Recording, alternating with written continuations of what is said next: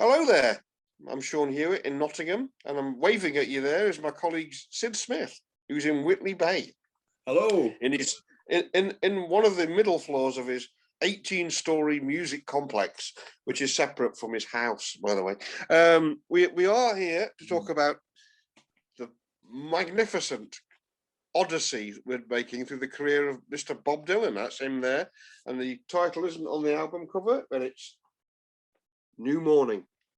This is Bob reacting, I think, to the reaction to Self-Portrait, which we haven't done yet. That's a picture of a very young Bob before he records his first album. And right, just dropped it. Well done, Sid.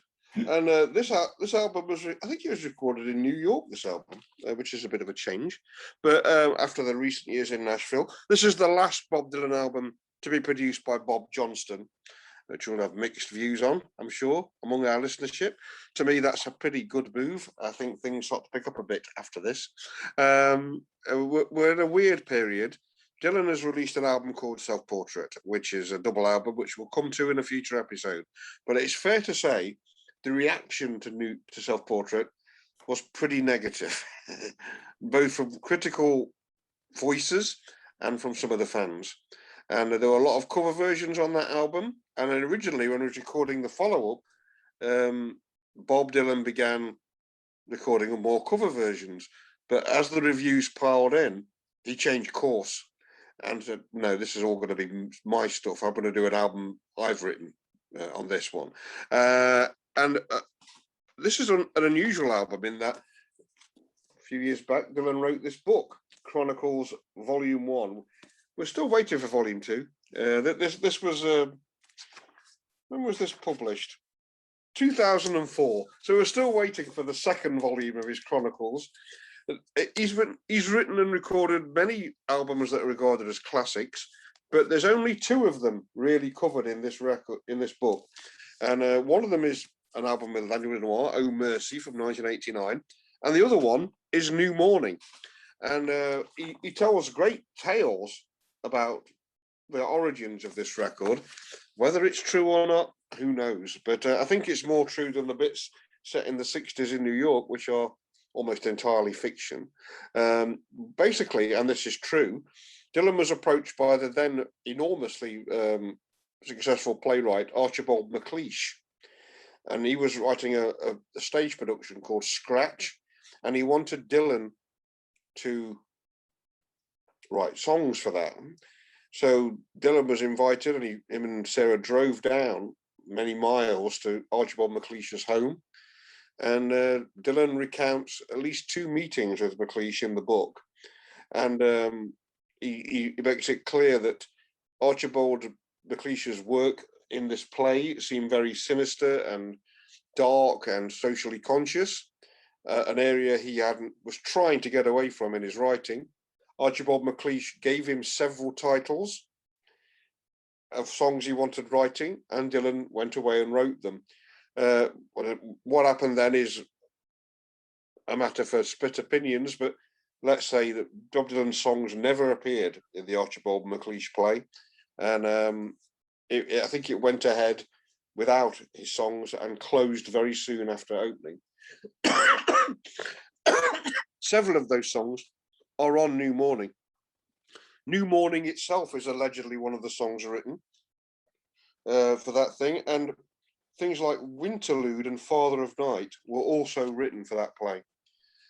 But Dylan and MacLeish seem to disagree on several aspects of how the song should sound. MacLeish later said in to his publisher that Dylan was unable to write songs. Well, that's not the case, because he wrote an entire album of them here. So I think for that reason, it's a bit of a curate's egg, this album. He started on course on one kind of album. He started on course to write songs with a playwright, and both those projects have been derailed by the reviews for Self-Portrait. And he has therefore decided to write a Bob Dylan album. And indeed, when this album came out, it was greeted with, "He's back, style reviews.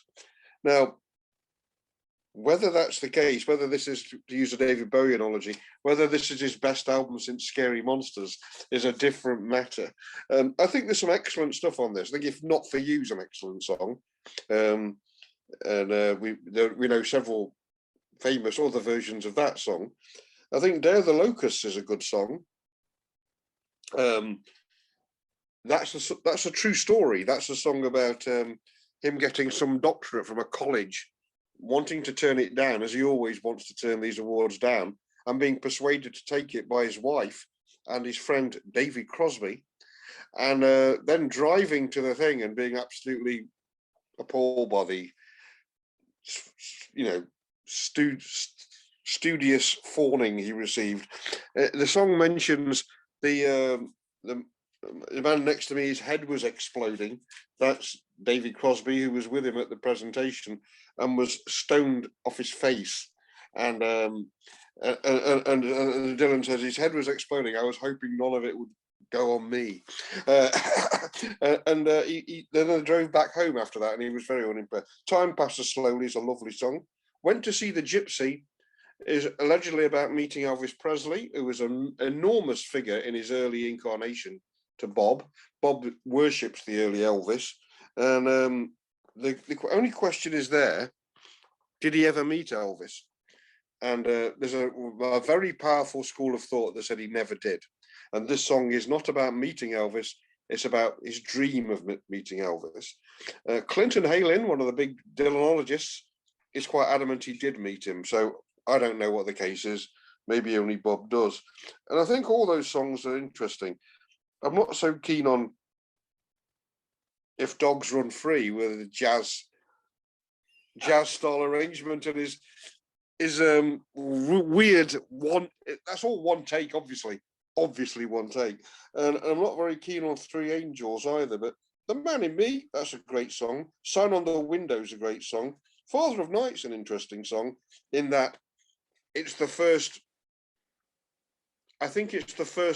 unreservedly religious song he records, Father of Night, and which is a signpost for things to come.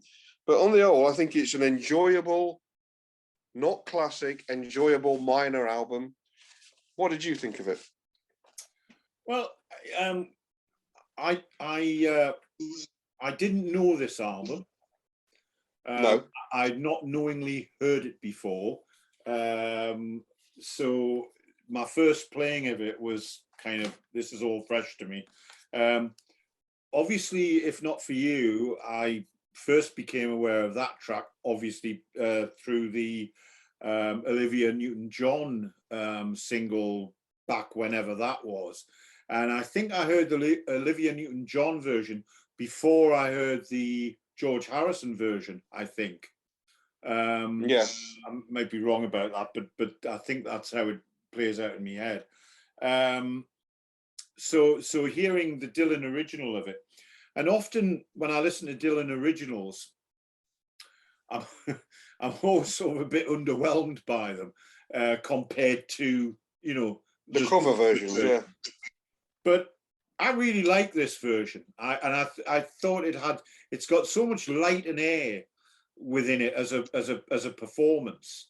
It really sings for me. Yeah. And I think you describe it as a minor album, and I understand, in the scheme of in the grand scheme of Dylanology, I can understand why you would describe it in that way. But for a Dylan skeptic like me, do you know, out of many of the albums that we've heard, which are allegedly, stone cold classics, I'm thinking of, for example, an album we talked about in the past, John Wesley Harding. Oh yeah, what did you think about that one? Just remind me. Well, we've discussed it at some length, I think, or at least it feels like that. But whereas that, that album for me was just, unremittingly dull. The bittiness that I think probably is a bit of an obstacle for hardcore Dylanologists like yourself, is is actually what appeals to me about this record. Yeah, so album of great variety, I think. Yeah, there is a bit of an album of great variety. I also like the sound of the album. It's you know, it's obviously, you know, some of the tracks you get a sense it's recorded, you know, very quickly. There's one of the tracks, I'm terrible with the names of these things, and in any event they all sound the same, but there's one track where the vocal level feels like a vocal that was caught on the fly, you know. I remember reading or hearing a story about a later Dylan album during the overtly Christian period, where the producers, like, you know, got a microphone kind of almost in front of them, capturing them at the piano. The piano wasn't mic'd up, the vocal wasn't mic'd up, but Dylan was singing out the thing, and the producer very quickly got a microphone to the voice, and it feels like a little bit like that, although I have no idea what the circumstances were in the recording. So overall, for me, coming fresh to it, having no agenda with it whatsoever, other than thinking, oh no, it's time to listen to another bloody Bob Dylan album, it actually went off all right for me. And at the end of it, I felt, you know, I wasn't walking with a limp after it. All my limbs were intact, and I certainly wasn't bored throughout it, in a way that I sometimes am when I'm strapped into a chair and forced to listen to Bob Dylan for these what I like to refer to as punishment beatings. So yeah, I quite like New Morning. I wouldn't describe myself as a huge fan, but yeah, I would happily play this album again, and indeed have done. Oh, really? That's good.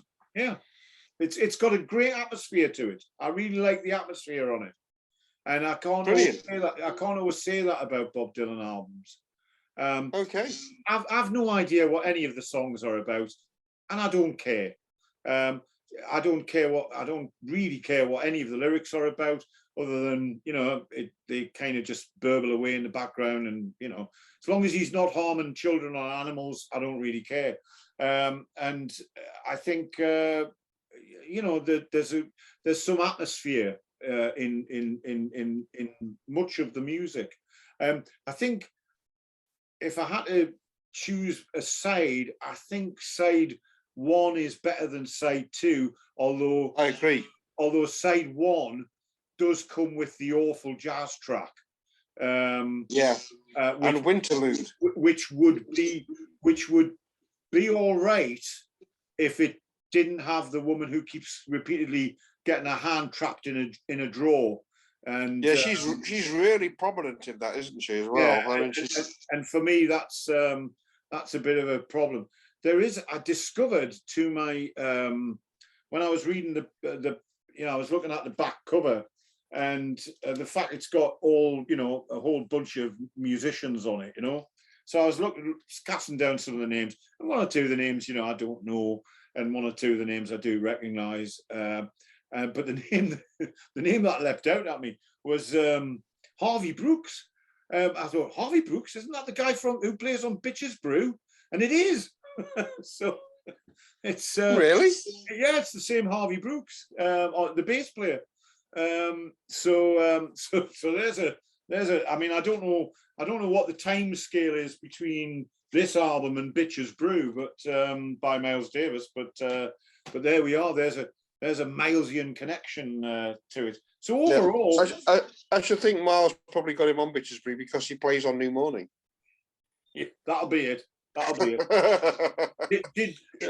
take it Bob Dylan and Miles Davis never collaborated?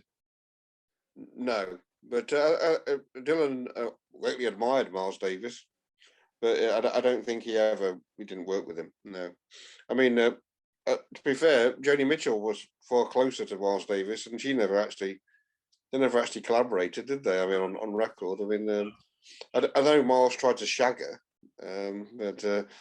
but then he fell over on the floor, grabbing onto her ankle as she backed out of the room. Apparently, that takes some cool nerve there to be able to do that. But yeah, overall, great album.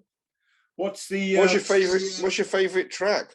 Well, I don't normally have this problem with Bob Dylan albums, because usually it's like, it's what track can I just about tolerate, but actually there are so many tracks that I can just about tolerate on this album. So you're spoiled for choice.